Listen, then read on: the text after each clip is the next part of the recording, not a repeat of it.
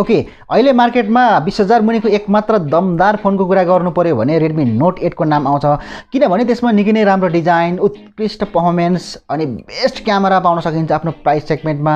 So यति राम्रो फोनको सक्सेसर नआउने त कुरै भएन हैन। यस, फाइनल्ली Xiaomi ले Redmi Note 8 को सक्सेसर Redmi Note 9 लाई पनि सार्वजनिक गरिसकेको छ।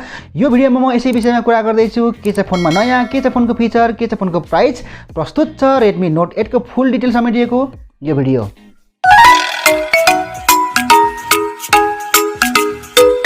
कुरा सुरु गरौँ डिजाइनबाट। यसपटक डिजाइनमा धेरै नै Xiaomi ले चेन्ज गरेको छ। डिस्प्लेमा पञ्च होल टेक्नोलोजी लिएर आएको छ भने क्यामेराको लेआउट पनि एकदमै आकर्षक देखिन्छ। Note 8 मा छेउतिर क्यामेराको पोजिसन थियो भने Note 9 मा बीचमा पाउन सकिन्छ। Note 8 मा ग्लास बडी देख्न पाइन्थ्यो, तर सायद Note 9 मा प्लास्टिक बडी हुन सक्छ, किनभने Xiaomi ले अफिसियल रूपमा उल्लेख गरेको छैन आफ्नो वेबसाइटमा ग्लास बडी आउँछ या त प्लास्टिक बडीमा आउँछ भनेर। त्यसैले एकिनका साथ भन्न सकिँदैन कि ग्लास बडी नै आउँछ भनेर। यो भन्दा अगाडिको सिरिज अब राम्रो प्रिमियम देखिने ग्लास बडीको साथमा आउँछ हैन, तर यसपटक अब त्यो चाहिँ अहिलेसम्म कन्फर्म भइसकेको छैन। तर जे भए पनि फ्रेम भने प्लास्टिककै आउँछ। यो भन्दा अगाडि पनि त्यस्तै आएको थियो, तर डिस्प्लेमा भने कर्निङ गोरिल्ला ग्लास 5 को प्रोटेक्सन देख्न सकिन्छ, जुन कुरा चाहिँ एकदमै राम्रो कुरा हो। Redmi Note 9 मा 6.53 इन्चको फुल HD प्लस रिजोल्युसन भएको IPS डिस्प्ले पाउन सकिन्छ। सफ्टवेयर एक्सपिरियन्सको लागि MIUI 11 पाउन सकिन्छ, Android 10 मा आधारित। पर्फर्मेन्सको लागि MediaTek को Helio G85 भन्ने चिपसेट पाउन सकिन्छ, जुन 12nm टेक्नोलोजीमा बनेको चिपसेट हो, जसको पर्फर्मेन्स भनेको स्न्यापड्र्यागन 665 भन्दा थोरै मात्रामा राम्रो मान्न सकिन्छ। ग्राफिक्सको लागि भने Mali G52 MC2 पाउन सकिन्छ। यो विशेष गरी गेमिङ चिपसेट भएकोले गेमिङ पर्फर्मेन्स भने राम्रै अपेक्षा गर्न सकिन्छ यो फोनबाट आफ्नो प्राइस सेगमेन्टमा। क्यामेराको कुरा गर्ने हो भने यसमा 13 मेगापिक्सलको सेल्फी क्यामेरा पाउन सकिन्छ, जुन हामीले Redmi Note 8 मा पनि देखिसकेका छौँ।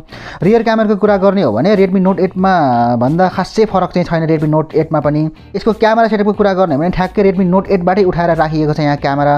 यहाँ 48 मेगापिक्सलको मेन सेन्सर पाउन सकिन्छ अपर्चर f1.79 को साथमा भने 8 मेगापिक्सलको अल्ट्रा वाइड सेन्सर पाउन सकिन्छ र बाँकी भनेको 2 मेगापिक्सलको सेन्सरहरू प्रयोग भएको छ। एउटा रहेको छ माइक्रो सेन्सर भने अर्को डेप्थ सेन्सर हो। तर अब कुरा आउँछ भिडियो रेकर्डिङको। भिडियो रेकर्डिङको मामिलामा भने Redmi Note 8 मा हामीले 4K भिडियो रेकर्डिङ गर्न सक्ने अप्सन पनि देखेका थियौँ, तर यसपटक Redmi Note 9 मा भने त्यो अप्सन हामीले पाउँदैनौँ। मात्रै फुल HD सम्मको भिडियो रेकर्डिङ गर्न सकिन्छ। अब तपाईले भन्नु होला कि Xiaomi ले किन यस्तो गर्यो होला भनेर। यसको सिम्पल रिजन भनेको के हो भने MediaTek को Helio G85 ले 4K भिडियो रेकर्डिङको अप्सनलाई सपोर्ट नै गर्दैन कि।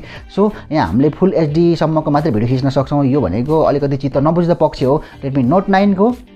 बाँकी अरू कुरा गर्नुपर्दा 3GB र 4GB को गरी 2वटा ऱ्याम अप्सन पाउन सकिन्छ भने स्टोरेज अप्सनको लागि 64GB र 128GB को 2वटा अप्सन दिएको छ। यहाँ अलिकति चित्त नबुझ्दो पक्ष के हो भने कमसेकम 6GB को ऱ्याम अप्सन पनि दिएको भए राम्रो हुन्थ्यो। योभन्दा अगाडि 6GB को ऱ्याम अप्सन पनि पाउन सकिन्थ्यो हामीले हैन, किनभने आजको डेटमा 3GB भनेको एकदमै कम हो हैन। एन्ड्रोइड स्मार्टफोनको लागि एकदमै कम हुन आउँछ। 4GB पनि अपुक भइसकेको आजको डेटमा। 6GB चाहिँ चाहिने हो, तर यहाँ Xiaomi ले दिएको छैन। हुन त Helio G85 को क्षमतालाई हेर्ने हो भने 8GB सम्मको मेमोरीले सपोर्ट गर्नुपर्ने हो, तर यहाँ Xiaomi ले 6GB सम्मको पनि अप्सन दिएको छैन। यो चाहिँ अलिकति चित्त बुझेको छैन मलाई। बाँकी तपाईहरुलाई के लाग्छ मलाई कमेन्ट सेक्सनमा बताउनु होला। यसमा ऱ्यामको कुरा गर्नुपर्दा DDR4X ऱ्याम नै पाउन सकिन्छ, तर स्टोरेज टाइपको कुरा गर्नुपर्दा चाहिँ यहाँ eMMC स्टोरेज पाउन सकिन्छ।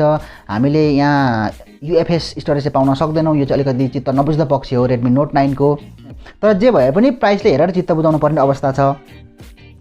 ब्याट्रीको कुरा गर्नुपर्दा 5020 mAh को ब्याट्री पाउन सकिन्छ। चार्जिङको लागि USB टाइप C पोर्ट पाउन सकिन्छ र चार्जिङ टेक्नोलोजीको कुरा गर्नुपर्दा 18 वाटको फास्ट चार्जिङ सपोर्ट गर्छ, जुन कुरा हामीले Redmi Note 8 मा पनि देखेका छौँ। सेम हामीले यो देखिरहेका छौँ, तर ठिकै छ अहिलेसम्मलाई, राम्रै मान्नुपर्छ।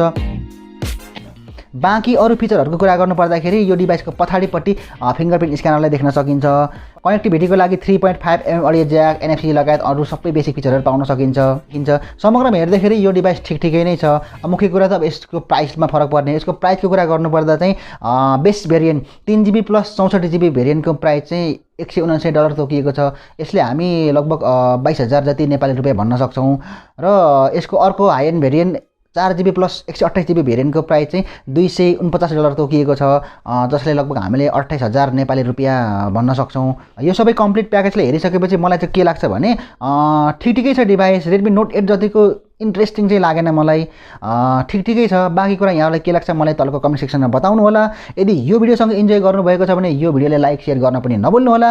आगामी भिडियोले मिस गर्न चाहनुहुन्न भने ग्याजेट संसारलाई सब्स्क्राइब गर्नुहोस् र सँगै आउने घन्टीमा पनि दबाउन नबिर्सिनु होला।